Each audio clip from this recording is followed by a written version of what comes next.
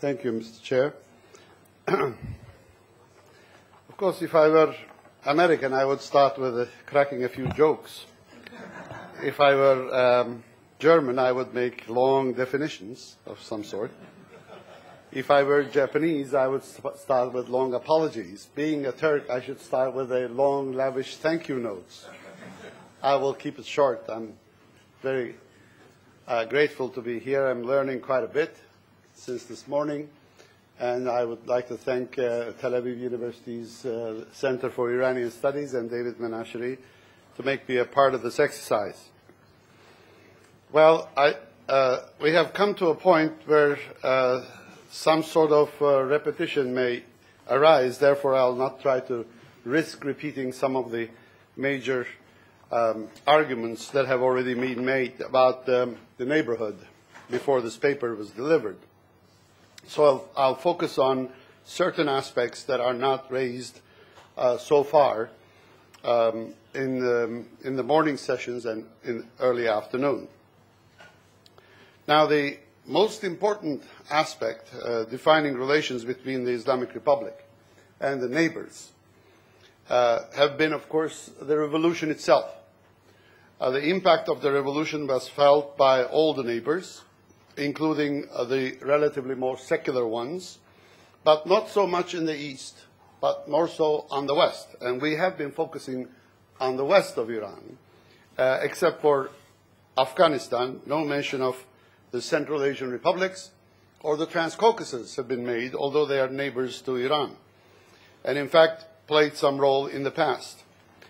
Some mention of Turkey was made, but not an extensive analysis of the relationship was attempted, so I'll try to rectify those points and try to bring them in this paper.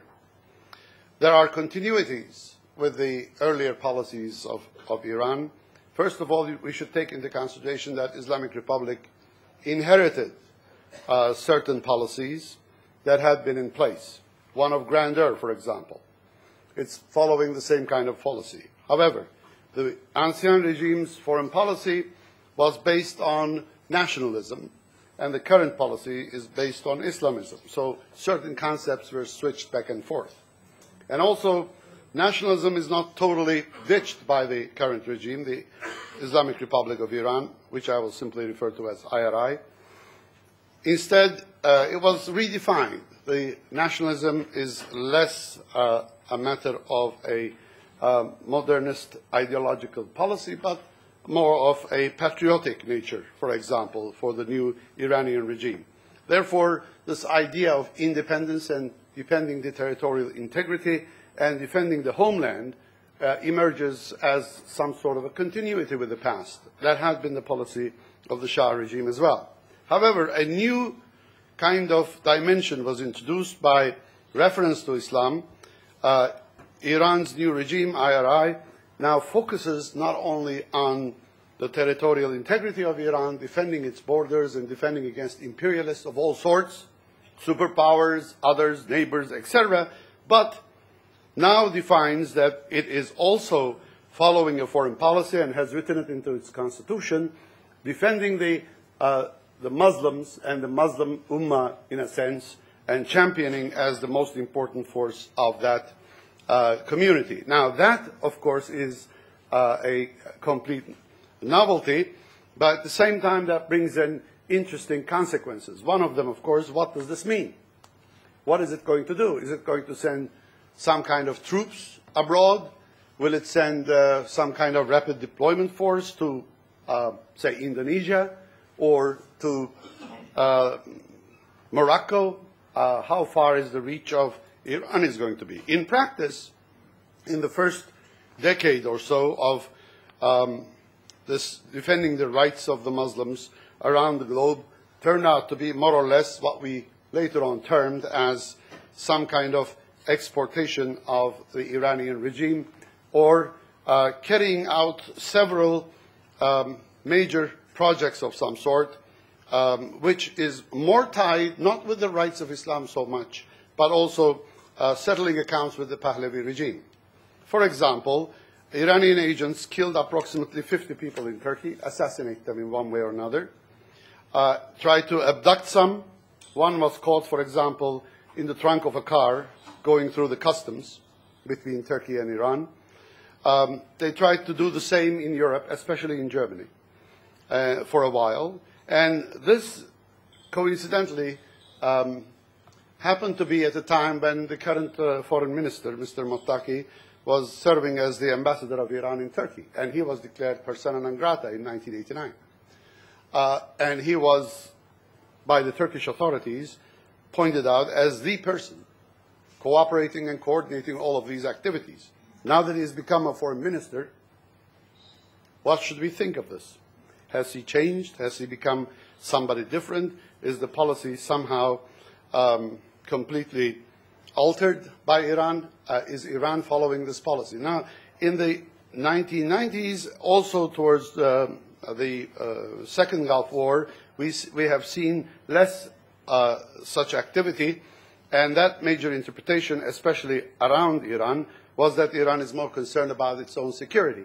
A potential attack by the US, therefore, is paying more attention to defending itself rather than following this former policy of protecting the Muslims' rights and the rights of the Iranians in general, and dealing with the those who are close to the former regime. But we have also seen Iran becoming active in such places as Bosnia, where Muslim communities seem to be fighting with the Slavic Orthodox or Croatian Catholics in large numbers.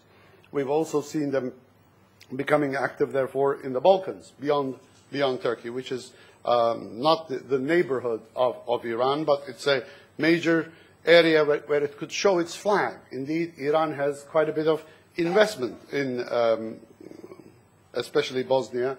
Sarajevo, for example, if you visit Sarajevo, has a huge cultural center, has helped rebuilding some of the mosques there, etc. So it seems to be doing what it says, that is showing a flag wherever Muslims are, not only in the near neighborhood, but farther on in the Balkans and elsewhere.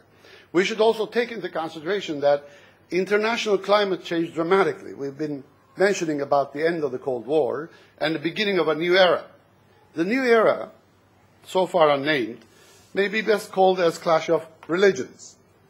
I don't call it civilizations. If you read Huntington's book carefully, he actually means religions instead of civilizations in most of those places.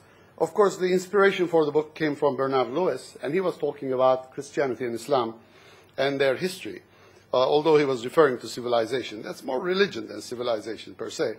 And as a matter of fact, this has also played into the hands of Iran in the neighborhood.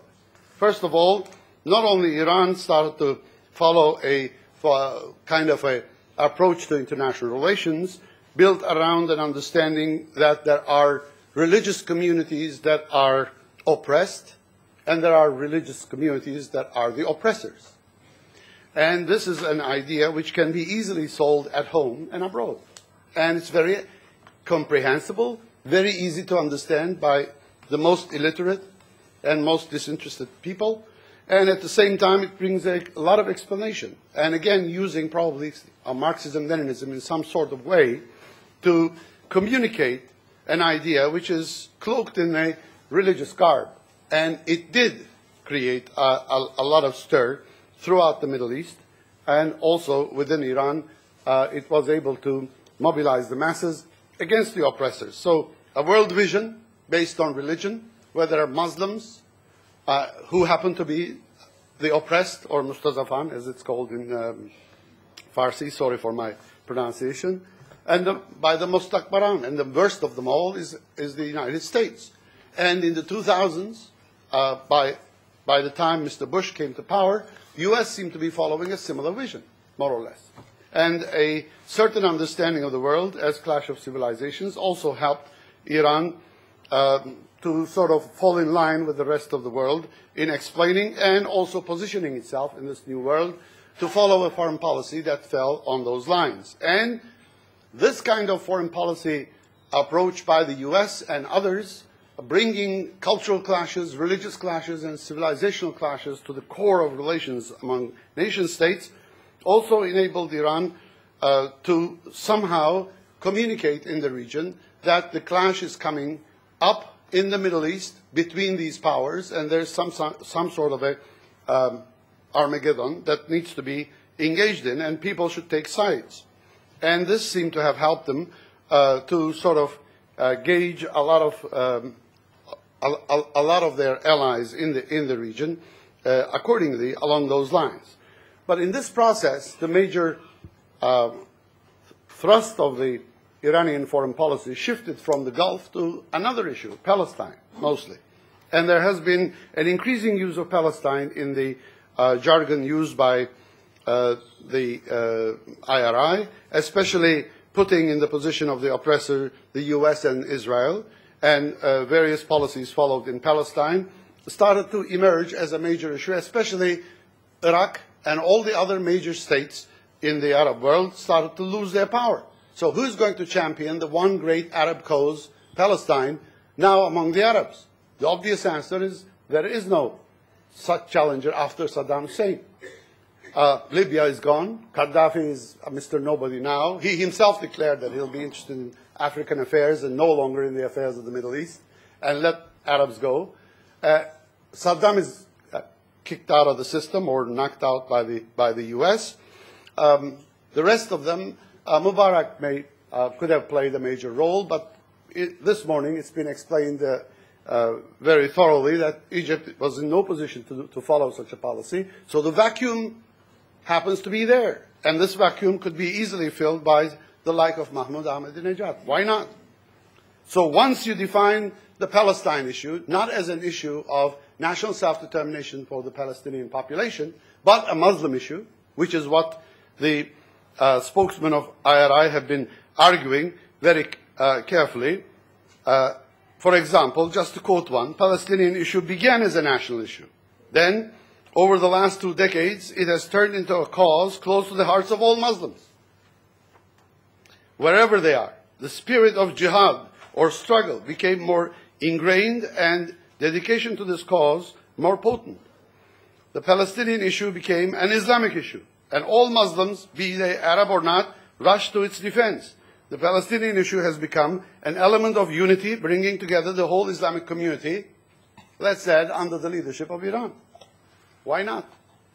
Now that this issue has provided Iran with a chance to reach the Arabs, and most effectively, and emerge as a champion without doing anything much, without even committing many resources, just getting its allies in Lebanon and also in Palestine to do the dirty work for itself, it's found itself in an immaculate position because of these changes that have been happening around Iran by default.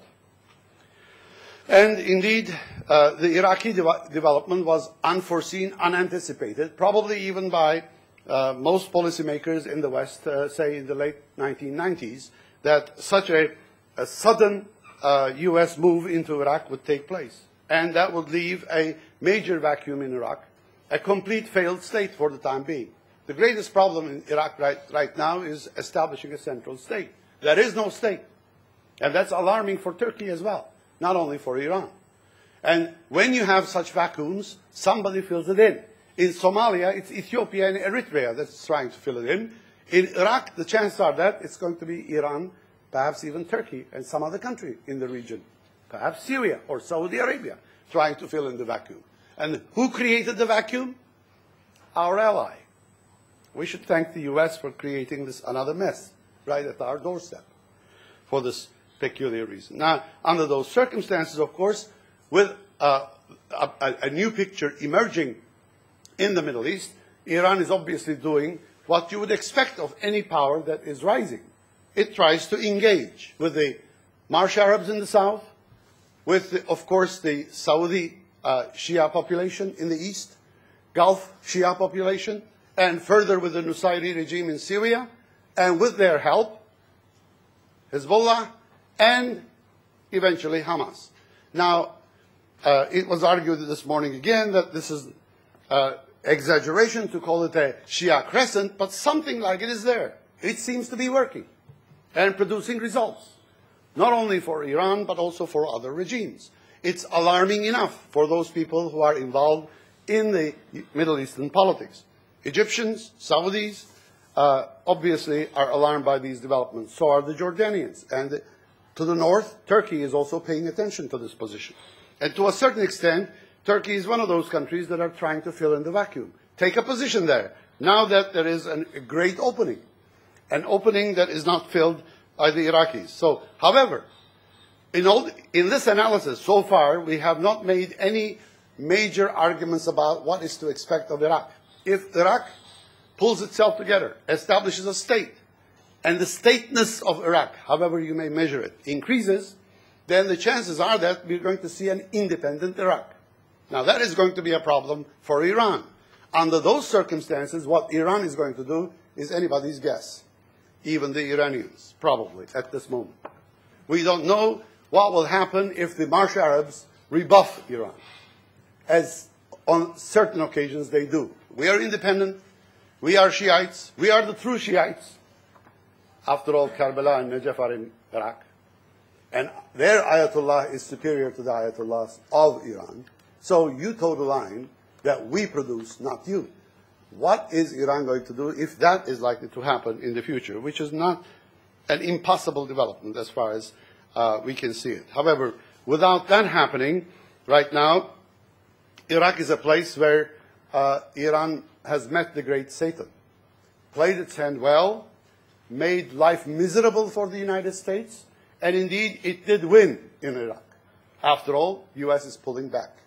And the power of deterrence of the U.S. has gone down tremendously in the Middle East. And that will have a basic impact on all the relations. Now, you cannot count on the eagerness, willingness, and the capability of the U.S. in intervening in that theater any longer, as was the case in 2001 or 2003. We don't have any U.S. with that kind of capability any longer. Economic crisis makes the situation even worse. The funds are not there. And the Iraqi war, if we are to listen to the interpretation of the data by Stiglitz carefully, will cost U.S. $3 trillion. His calculations, with the same kind of dollar, the Second World War costed the U.S. $10 trillion. So Iraq is a very costly affair. Now we listen to a paper on strategy. How much would an intervention in Iran cost the U.S. if Iraq costed $3 trillion? Anybody's guess. But more than $3 trillion, probably. And that is a bill that is nobody ready to foot in the United States, as far as I can tell. And that impression is obviously well read by the Iranians. And I don't think they're missing the point there either. So U.S. deterrence is pretty much gone, or has weakened considerably. So you can't simply assume that that is going to be the place. However, U.S. intervention also took out the Taliban complexity from the back of the neck of the U.S., Iran, with the U.S. intervention. And that has created, of course, a situation for Iran to consider developing its relations with Afghanistan, which seem not to be going anywhere as such. However, the West, especially what we call the Middle East or the Arab states, Arab world, I'm sorry. Okay, made a mess of it. Seem to have created a completely new situation. People have been pointing to this fact. Nothing like that is likely to happen to the east of Iran. That is, to the west of Iran, there seems to be a major shift, a historical shift in the emphasis of who is going to be more important in the Arab affairs. For the first time, the Shia seems to be emerging as having a major say in the affairs of that part of the world, ever in history. And therefore, nobody knows, we have no precedent what it's going to be like in the near future, so far as the West is concerned. But on the East, it looks as if most of the resources of Iran is allocated to the West, and not much is going in the East. First of all, in the Transcaucasus, to the north of Iran, there doesn't seem to be much of any development happening between Azerbaijan and Iran. Azerbaijan fails to follow the call of Iran, and the various forays into Azeri-Iranian relations seem to have gone nowhere. On the other side of the Caspian Sea, Turkmenistan and Iran were able to develop some kind of a relationship. Now there is an energy pipeline which indicates that Iran can do business with these people, but there's not much going on beyond that, because these regimes are all ruled by former Soviet and post-Soviet elite who consider Iran as an Islamist threat rather than a potential ally, and perhaps a country with which they can deal in methods of energy at most, but beyond that they are totally cool to the idea. Therefore, relations between Iran and this part of the world have been confined to the institutional constraints of ECO, Economic Cooperation Organization, which was originally established between Iran, Turkey, and Pakistan after the former one collapsed in 1979, in the mid-1980s. And this organization has 10 members now, and its general secretariat is in Tehran, but the organization seems not to be doing much. There's not much commercial activity going on between them. There's not much political activity going on within the confines of this organization, ECO, under any circumstances. So the other organization, which Iran is paying as much attention to link with the rest of the Islamic world, is the IOC, Islamic Organization. And that organization is a platform in which it can engage with a number of other Islamic countries, but that organization has become more influenced by the Arabs and Turkey. Its general secretary is a Turk who's living in Riyadh. So under these circumstances, it looks as if it provides a platform, but beyond the platform, there doesn't seem to be much happening.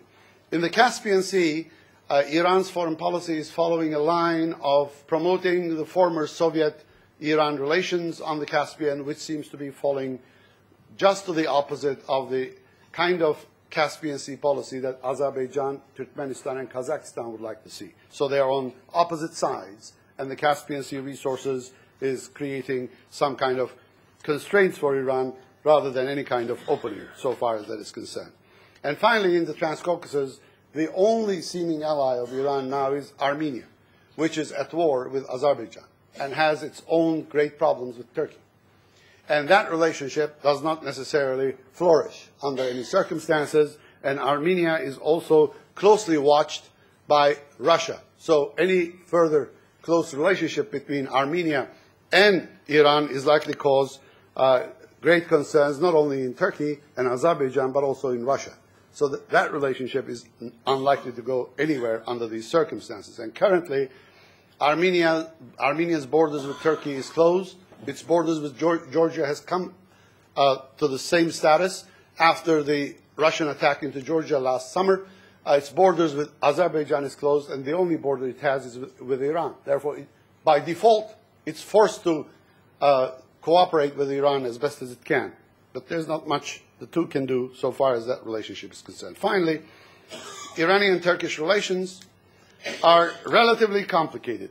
First of all, Turkey and Iran has a long history. The people of Turkey today went through Iran to come into Anatolia in large numbers. So inherited a lot of the Iranian culture, language, music, dietary habits, etc.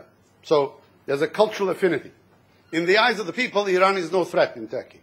In a 2007 survey which we conducted, Iran turned out to be less threatening than the European Union in the Turkish eyes, with which Turkey is trying to establish full membership relationships. So, under those circumstances, there doesn't seem to be any cultural hype about Iran or any attention being paid to Iran in Turkey, just to the opposite of what you have reported for Israel. And that's extremely clear. So far as Turkey's political relations with Iran is concerned, we have actually been importing and exporting a lot of events, ideas, movements, starting with the 1906 revolution or constitution in Iran. The revolution started a little earlier. It triggered the reinstitution of a constitutional monarchy in Turkey in 1908. Turkey already had a constitution in 1876, Ottoman Turkey I'm talking about. So under those circumstances, there was that kind of impact. And at the same time, Atatürk's reforms had a big impact on Reza Pahlavi. Therefore, the Pahlavi regime was deeply influenced by political, cultural developments in Turkey as well. And more recently, of course, the revolution has had a big impact on the Turkish Islamist movement, which followed it with utmost care and tried to use it as a role model. And they have had some success, especially in democratic politics. And some of those people who have been present in that movement are now in government. Using that, Natik Nouri, for example, the former Speaker of the Majlis in Iran, argued that that is how Iran exports its revolution. It's been already exported to Turkey, and it has been successfully implemented in Turkey anyway. Though the government would not accept this in Turkey if you tell them that. So under these circumstances, the two countries also are pushed together because of their national interests, especially very critically on the energy issue. On May 11th, I don't know whether you've noticed this or not, but The Guardian in Britain published a long article on this deal made by Turkey, Iran, the EU, called the Nabucco, of energy lines bringing Iranian natural gas to European Union member countries, to Austria, actually, through Turkey, Balkans, into Austria, which will be also getting gas from northern Iraq and also Egypt to a certain extent. Therefore, it's a major, big project, and all of that has to be built up. And therefore, Iran seems to be getting into the energy markets of the EU. As an alternative, EU is groping for an alternative to the Russian source, which is becoming less reliable over the years. And the same is true for Turkey. Turkey is also dependent. 60% of its energy needs are supplied by Russia, and that's a lot of dependency. Therefore, both countries seem to be working on the energy issue very closely with the EU as well. PKK is another matter.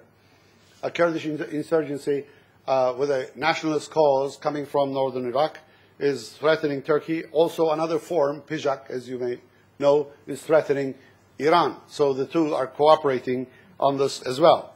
And it seems as if the current government is ideologically sympathetic to Iran to a great extent. However, there are big differences. Turkey and Iran are also poles apart on a host of issues, and also regime characteristics. Turkey is a liberal democracy. Market capitalism has been in practice in Turkey for a long time. Neither of this exists in Iran. At the same time, Turkey is a NATO member. It's becoming, it's getting into negotiations with the EU. It's an associate member of the EU, a Council of Europe member, none of which sounds likely for Iran. Therefore, we seem to be divided systematically on a large set of political and cultural issues, and it's very, very difficult to bridge them under any circumstances. Now, the Turkish foreign policy recently has changed. We have a new foreign minister who is an academic. As you know, the failings of academics, when especially it is married with politics and become a politician, they tend to talk much.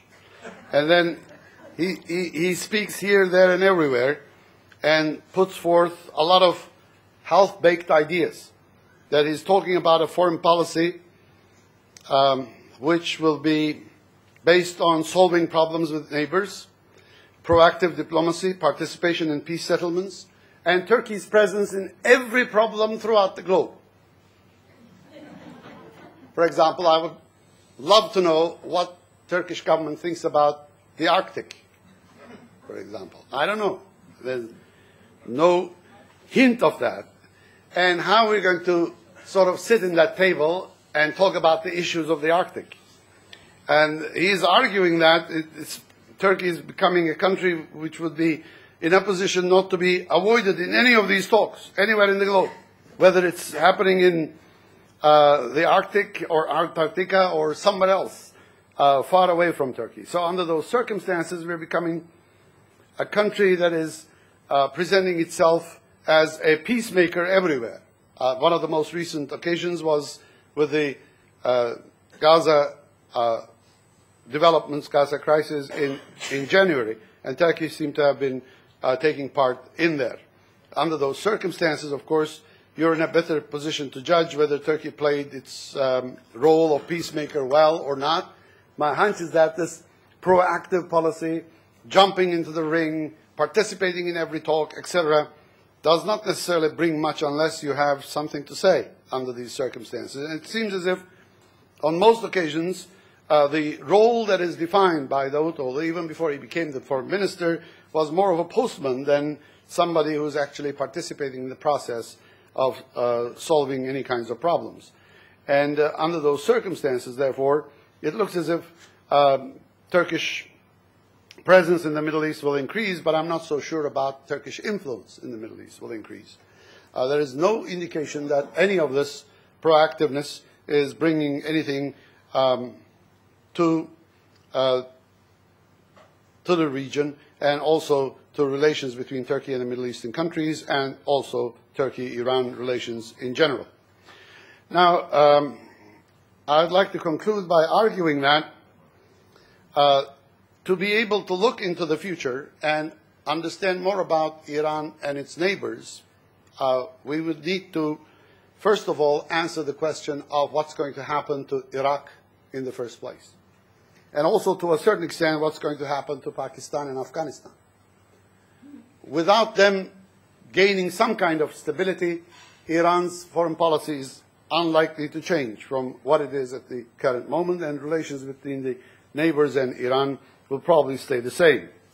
Depending on what kind of stable or unstable Iraq that develops, or Iraq that falls apart with a civil war, etc., will be a major aspect of what to expect. Second development will influence Iran's relations with the neighborhood is that the course that the Palestinian issue will take.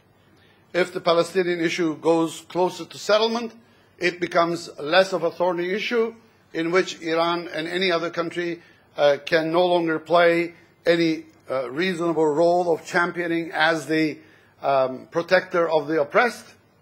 Then, of course, less could be expected of Iran and Iranian influence in this region, and therefore you would expect Iran to have a less of an importance in this region. If that is not likely to happen, then you can't expect much to happen. Thirdly, I would also like to emphasize that we still do not know what kind of a foreign policy success Obama administration is going to have in its current policy. So the role of U.S. in this region is now suffering a very low point. My hunch is that it's not going to stay that way for a long time, and therefore future Obama administration, after trying out diplomacy for a while, what will it turn to, and what kind of a relationship will develop out of the negotiations between Iran and the Obama administration will also determine what we could expect in Iran's relations with its neighbors. Thank you very much. Thank you very much, Professor Kilioglu, for this very interesting, comprehensive talk about new power relations. But after listening to you, I wonder if we are not speaking about the good old power relations between the Ottomans and the Safavids. Well, the two great powers are back.